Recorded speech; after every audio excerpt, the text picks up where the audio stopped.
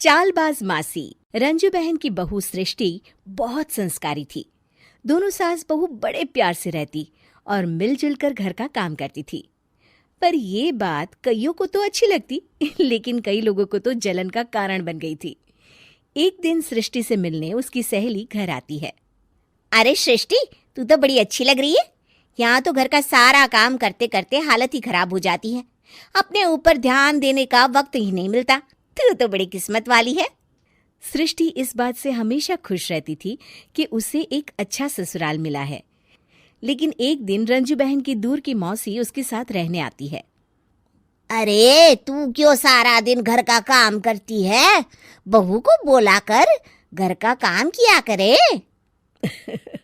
अरे है तो वो भी बेटी की तरह ही ना, और मिलजुल कर काम जल्दी हो जाता है। तू तो बड़ी सीधी है। देख कैसे मटक मटक के सारे घर में घूमती है तेरी बहू। मेरी बहू होती तो इस वक्त मेरा पैर दबाती। क्या ये तेरे पैर दबाती है? पैर तो कभी नहीं दबाए इसने मेरे। ये सुनकर रंजना मौसी समझ जाती है कि उसने अपना काम कर दिया। अब जल्दी सास बहू में जंग होगी। मौसी मुस्कुराती हुई वहां से निकल जाती है। एक दिन रंजना मौसी सृष्टि से कहती है, तुम्हारे कान के झुमके तो बड़े सुंदर लग रहे हैं। जरूर तुम्हारी सास ने दिए होंगे। नहीं नहीं मौसी, मेरी माँ ने दिए हैं। अच्छा, फिर तेरी सास मुझे क्यों कह रही थी कि ये झुमके उसने तुम्हें दिए हैं? उसे झूठ नहीं बोलना चाहिए था। वैसे तुम्हारी सास ये भी कह रही थी कि तुम्हें खाना बनाना नहीं आता, तभी उस बेचारी को सारा दिन तुम्हारे साथ काम करने के लिए किचन में लगना पड़ता है। ऐसी तो कोई बात नहीं है, मुझे खाना बनाना नहीं आता। अरे मैंने तो खुद उन्हें खाना बनाना सिखाया है मौसी। रंजना मौसी वहां से चली जाती हैं। किचन में सृष्टि खाना बना रही होती है कि तभी उसकी सास वहां आ जाती है और वो कहती है, आज मेरे पैर में बहुत दर्द है, खाना तू ही बना ले। और वैसे भी मैंने सुना है कि मुझे खाना बनाना तो तूने सिखाया है। हाँ माँ जी, सुना तो आपने सही है। वैसे मैंने भी बहुत कुछ सुना है, लेकिन क्या बोलूं। दोनों सास बहू को झगड़ते देख बाहर खड़ी रंजना मौसी मुस्कुराने लगती है। बड़ी आई थी प्यार से रहने वाली। इन्हें कोई बताए, सास कभी माँ नहीं बन सकती और ना ही कभी बहू बेटी। शाम को रंजना मौसी सृष्टि को बुलाती है। अरे सृष्टि बेटा, जरा एक कप चाय तो दे दे। मौसी, चाय आप माँ जी से ही ले लीजिए, मैं किचन में पैर भी नहीं रखूंगी। वैसे भी मुझे कहाँ आता है चाय बनाना। तभी वहां रंजू आ जाती है। वो सृष्टि की बात सुन लेती है। हाँ हाँ बहू रानी, तुझे तो कुछ नहीं आता। रंजना, तो तू एक काम कर, तू ही चाय बना ले। और हाँ, सृष्टि को भी चाय दे देना।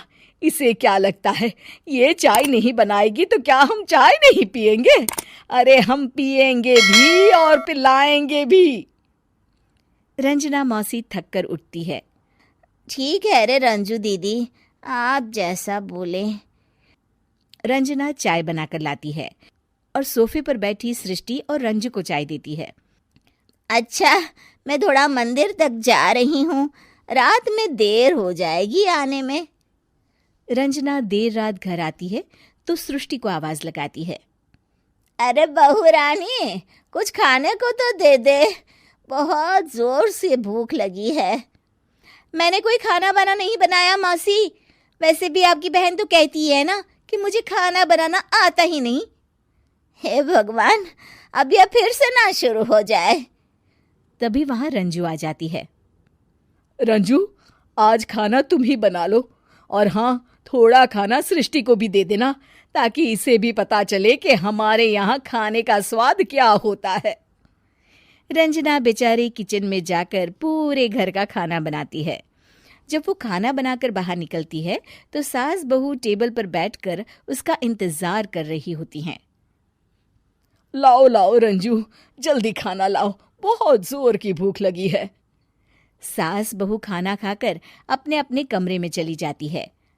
अगले दिन सुबह रंजू रंजना के कमरे में जाती है। अरे रंजू, अभी तक सो रही हो? जरा नाश्ता तो बना दो। तुम्हें तो पता है ना कि बहू आजकल किचन में पाँव भी नहीं रखती। पता नहीं किसने उसके कान भरे हैं। चलो अब उठो और नाश्ता बनाओ। और हाँ, सृष्टि को भी दे देना खाने के लिए। अरे उसे भी तो पता चले कि हमारे घर का नाश्ता कैसा होता है। मैं नीचे जा रही हूँ, जरा जल्दी वक्त पर आ जाना। हाँ। रंजना नीचे उतरती है और उसके हाथ में सूटकेस होता है। अरे रंजू, कहाँ जा रही हो? नाश्ता नहीं बनाओगी? अरे मौसी, बहुत जोर की भूख लगी है, नाश्ता अभी तक नहीं बना। अरे मैं कुछ नहीं बनाऊंगी, मैं तो घर जा रही हूँ। तुम सास बहू के चक्कर में मेरी तो कमर ही टूट गई। अरे अरे मौसी, कहाँ जा रही हो? तुम चली जाओगी तो हम सास बहू को खाना कौन खिलाएगा? रंजना मौसी भागते हुए कहती है। अरे मेरे बस की नहीं है, मुझे माफ करो। मैंने तो गलती कर दी तुम दोनों के बीच में झगड़ा लगाकर। रंजना मौसी के जाने के बाद रंजू सृष्टि से कहती है।